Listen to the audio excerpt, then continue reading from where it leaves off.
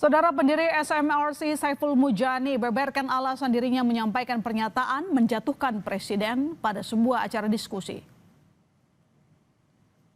Menurut Mujani, maksud pernyataannya menjatuhkan Presiden Prabowo disimpulkan setelah mengumpulkan sejumlah fakta-fakta pelanggaran Sumpah Presiden, seperti upaya mengembalikan Undang-Undang Dasar ke versi lama agar pemilihan presiden dilakukan lewat MPR. Kemudian membuat kebijakan dengan pihak luar tanpa persetujuan DPR, serta melibatkan anggota TNI aktif di ranah sipil. Selain itu, Mujani menilai Presiden Prabowo menyampaikan pernyataan tidak pantas di muka umum, seperti menertibkan pengamat kritis, pengamat dibiayai asing, hingga tindakan demonstrasi disebut makar dan terorisme.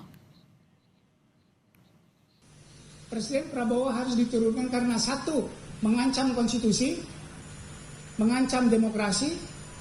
Tadi kan ingin kembali ke Undang-Undang Dasar 45, ingin kembali ke MPR dan seterusnya. Dan kita tahu kalau kembali ke sana tidak ada pemilihan presiden langsung, tidak ada pembatasan masa jabatan presiden, dan presiden dipilih secara tidak demokratis. Kebijakan yang mempekerjakan TNI aktif di wilayah sipil, kerjasama luar negeri tanpa melibatkan DPR, terus mengancam fiskal. Sepertinya ekonomi kita bisa lumayan lah. Yang merusak itu fiskalnya. Yang rusak itu fiskalnya. Berarti yang merusak ini orang ini gitu. Kemudian membuat pernyataan-pernyataan yang tidak presidensial, yang itu tidak pantas. Yang saya sebut tadi seperti menertibkan pengamat kritis, pengamat dibiayai asing, terus para demonstran dianggap makar dan dianggap teroris kira-kira begitu.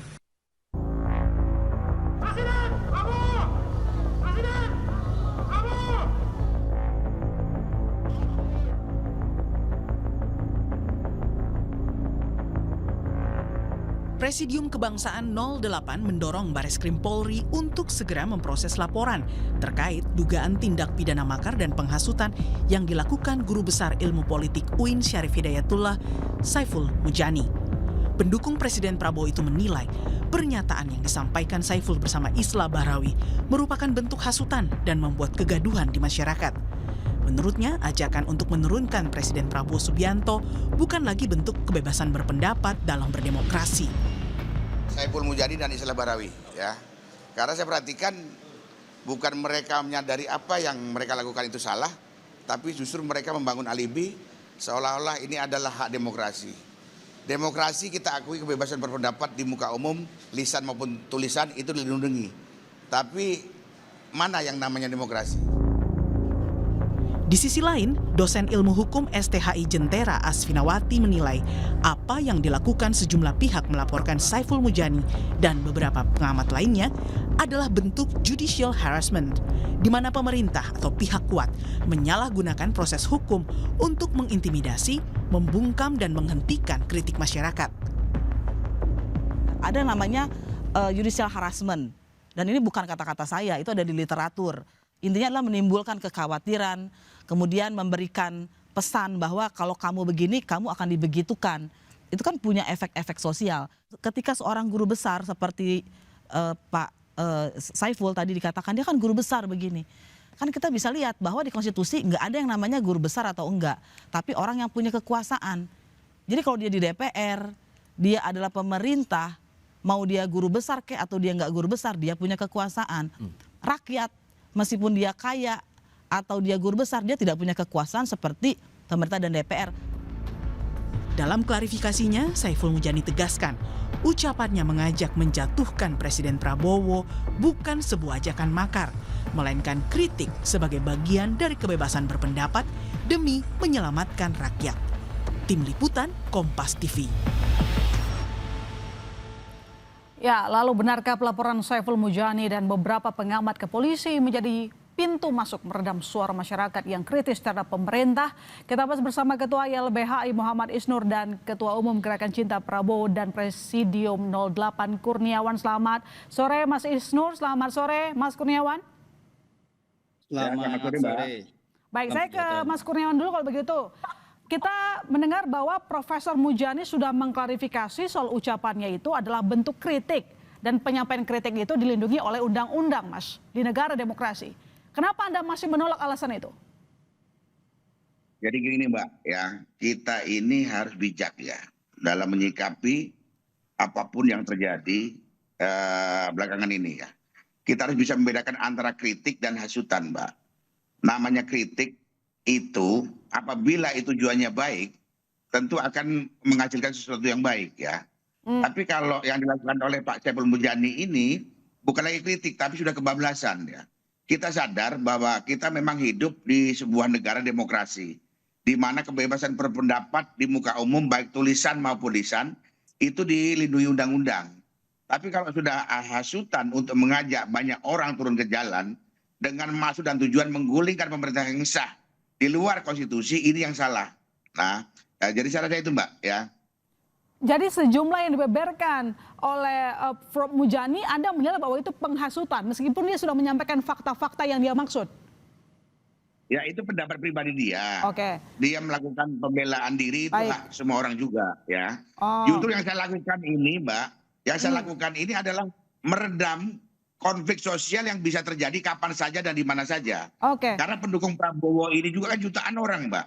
Dengan saya melaporkan itu paling tidak bisa memfilter supaya pendukung Prabowo tenang bahwa kita adalah rakyat Indonesia yang patuh hukum dan kita salurkan juga lewat lembaga hukum. Makanya kita melaporkan ke kepolisian. Saya rasa itu, Mbak. Baik, saya coba ke Mas Isnur. Mohon ditanggapi Mas, ini disampaikan oleh Mas Kurniawan barusan bahwa apa yang disampaikan oleh Prof. Mujani merupakan bentuk penghasutan. Anda setuju? Iya, kalau kita baca putusan MK 2019 ya, tentang pasal 160 yang sekarang 12264 itu, penghasutan harus berdampak langsung kepada orang yang dihasut. Jadi harus material dulu, nggak bisa hanya ucapan terus dianggap penghasutan. Jadi di sini kepolisian harus berhati-hati dalam menerapkan pasal-pasal yang diadukan. Karena sudah banyak hukum yang menafsirkan apa itu penghasutan secara resmi. Baik itu putusan MK yang 2019 maupun yang 2024. Jadi itu ruang-ruang yang harus dijaga oleh kepolisian. Kenapa? Karena ancaman atau kebebasan berekspresi di ruang-ruang yang lebih luas lagi sekarang semakin terancam. Penilaian bahwa hal seperti ini adalah bagian dari penghasutan harusnya di cover biasa aja. Harusnya di cover dijawab dengan tidak ada misalnya bantahan saja kalau emang dianggap tuduhan-tuduhan itu tidak benar, dijawab dengan baik. Pihak-pihak baik KSP, jubir pemerintahan itu jelaskan tuduhan-tuduhan bisa dijawab dengan baik. Jadi justru ketika dia masuk ke ruang-ruang kepolisian, apalagi misalnya kepolisian melanjutkan, ini menjadi kekhawatiran alat hukum ya, hukum menjadi alat untuk membungkam. Oke, itu jadi baik. Pola selama itu terjadi Mbak. Kita sudah peringatkan bertahun-tahun ya, hati-hati dengan penerapan hukum. Dan dalam banyak kasus misalnya, dulu kita mendampingi Haris dan Fathia, mendampingi Daniel Tangkilisan, mendampingi banyak gitu. Lalu kita sudah ingatkan bahwa unsur-unsurnya nggak terpenuhi. Makanya kemudian banyak sekali putusan pengadilan membebaskan orang-orang yang dituduh melakukan pemilihan. Jadi laporan dari Mas Kurniawan dan teman-teman ini Anda merasa salah kaprah, Mas? Gini, kalau melaporkan kan itu hak ya. Ya. Itu hak. Tapi dia bilang penghasutannya. Iya, kalau pasal itu kewenangan kepolisian dan kejaksaan untuk menerapkan. Oke, baik. Tinggal sekarang kepolisian melakukan penyidikan, pengungkapan, dan nanti kejaksaan sebagai jaksa peneliti yang konsultasi harus berhati-hati menggunakan, menerapkan seluruh instrumen yang sudah ada, jangan sampai kemudian menjadi abuse di sana. Oke, baik. Mas Kurniawan, tapi sejauh ini Anda kan sudah melaporkan. Apakah Anda sudah melihat bahwa ada yang terhasut atas sejumlah pernyataan dari Prof. Mujani? Tentunya kita tidak perlu bergerak setelah ada orang yang terhasut sehingga mereka berkerumun di suatu tempat melakukan aksi demo yang ujungnya pasti akan membawa kerusakan dan kehancuran, Mbak. Jadi kita lakukan ini adalah bentuk antisipasi supaya tidak terjadi apa yang dikatakan oleh Profesor Mujani ya. Makanya kita tidak perlu bergerak setelah kejadian. Kalau udah kejadian kita nggak bisa apa-apa, Mbak ya. Saya sebagai Ketua Umum Gerakan Cinta Prabowo sekaligus Ketua Presidium 08 tentunya harus mengawal, merawat dan mensukseskan program Prabowo ya. Di tengah situasi Indonesia yang sedang tidak baik-baik saja karena dampak dari global, makanya saya ambil langkah hukum seperti itu. Nanti biarkan pihak kepolisian dan instrumen hukum lainnya yang merumuskan apakah laporan kami terpenuhi, unsur-unsuran atau tidak, mereka yang menentukan, Mbak. Kewajiban saya, sebagai Ketua Umum Gerakan Cinta Prabowo sekaligus Ketua Presidium, saya melaporkannya supaya meredam gejolak publik yang bisa saja muncul dari pendukung-pendukung Prabowo, Mbak. gitu loh. Tapi Anda tidak melihat bahwa sebenarnya Prof Muzani itu mencoba untuk mengkritik. Kan pemerintah juga butuh pengkritik untuk menjalankan pemerintahan yang tetap benar. Kritik pasti terbuka, tetap terbuka ruangnya, Mbak. Memang selama ini Pak Saiful Mujani pernah Ja- melakukan upaya untuk ketemu Prabowo atau memberikan saran-saran, kan tidak, Mbak. Maka saya bilang kemarin juga, dari seorang profesor maupun seorang doktor, kalau didasari karena kecintaannya kepada bangsa dan negara, terus juga didasari karena untuk kebaikan, pasti akan melahirkan ucapan-ucapan yang bagus untuk negeri ini. Jadi Tapi kalau kritik seperti saya apa yang menurut Anda itu adalah kritik, bukan menghasut? Ya kritikan, Mbak, tentunya kan seorang profesor, dia lebih pinter, Mbak. Lebih pinter dalam menyampaikan sesuatu yang baik, apalagi di ruang-ruang publik ya. Tapi kalau yang disampaikan Profesor Saiful Mujani, ini saya rasa bukan kritik lagi, Mbak. Tapi sudah mengajak orang untuk berkumpul, berkonsolidasi, untuk menggulingkan pemerintah sah di luar konstitusi. Dengan cara-cara di luar konstitusi, itu yang kami nggak sepakat, Mbak. Oke, Mas Isnur, pernyataan dari Prof Mujani dianggap sebagai upaya menggulingkan. Anda melihat itu? Jawaban Anda? Ide atau pengaturan soal impeachment itu bahkan diatur di konstitusi, Mbak. Bagaimana kemungkinan impeachment terjadi itu diatur di konstitusi.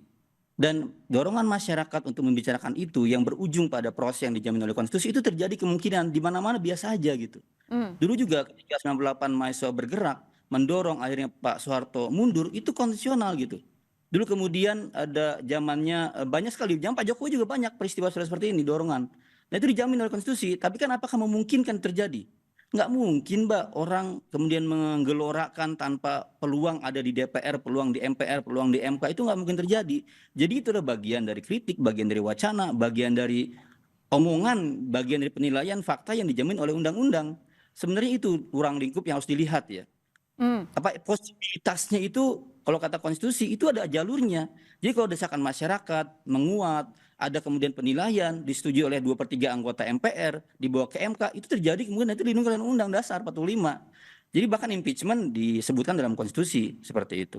Jadi apa yang terjadi saat ini Anda merasa merupakan justru membuat ataupun mematikan kritikan, bebas pendapat hingga dibatasi seperti itu? Bagi saya gini, justru seharusnya penilaian atau pendapat Pak Mujani menjadi vitamin, menjadi gizi, Oke, baik. menjadi cara Presiden dan timnya untuk menunjukkan bahwa kerja-kerja mereka kerja-kerja yang baik buat bangsa ini. Meyakinkan seluruh elemen bahwa ada perubahan. Iya, diterima kritik dengan baik. Dia kan memaparkan tuh tadi saya lihat di YouTube. Ada 8 penilaian. Harusnya itu menjadi cara untuk perbaikan. Oh ya kami yang satu enggak, yang dua enggak, caranya ini, petunjuknya ini. Kan gini misalnya, kritik tadi soal 8, soal ruang fiskal. Sekarang ada guncangan, pergantian misalnya 2 dirjen di Kementerian Keuangan. Dolar sudah 17.300. Banyak ekonom menilai ini sudah sampai ke depan lebih mengerikan. Jadi fakta-fakta yang disampaikan oleh Pak Mujani harusnya menjadi vitamin, menjadi gizi. Dan direspon baik oleh pemerintah dengan apa memperbaiki kebijakan. Dengan mengubah hal yang buruk menjadi baik. Itu responnya harus dilakukan, bukan mengalihkan ke ranah pemidanaan. Oke, baik, saya ke Mas Kurniawan. Kalaupun kita sudah lihat Profesor Saiful membeberkan sejumlah fakta, bukti, alasan kenapa Presiden Prabowo disampaikan perlu dievaluasi begitu. Apakah Anda tidak menganggap bahwa ini masih dalam koridor penyampaian pendapat kok? Kalau melakukan evaluasi boleh, Mbak. Jalur impeachment pun itu ada di dalam sebuah negara demokrasi ya. Tapi kalau penggulingan paksa menggunakan people power ya di luar jalur-jalur konstitusi, ini yang bermasalah.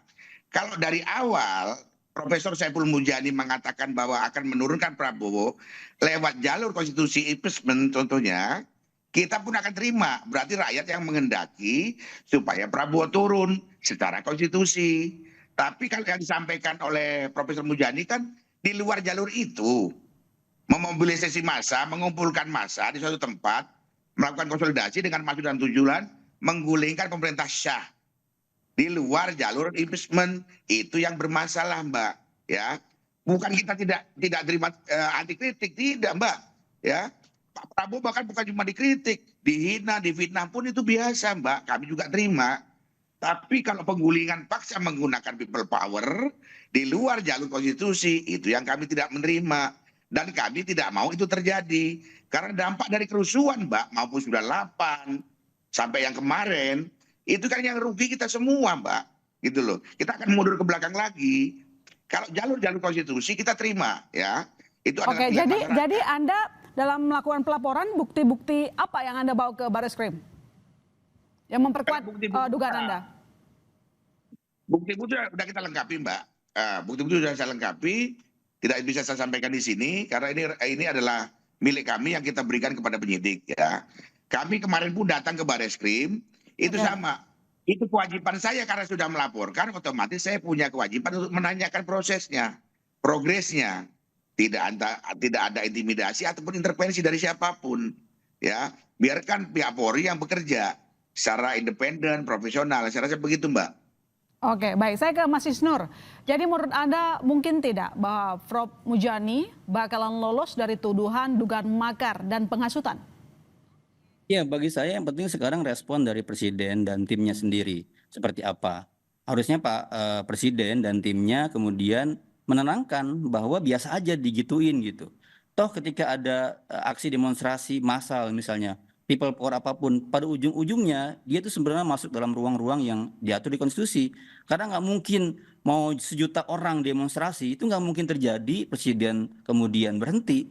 Harus melalui mekanisme, baik dia mengundurkan diri maupun melalui persidangan di DPR MPR.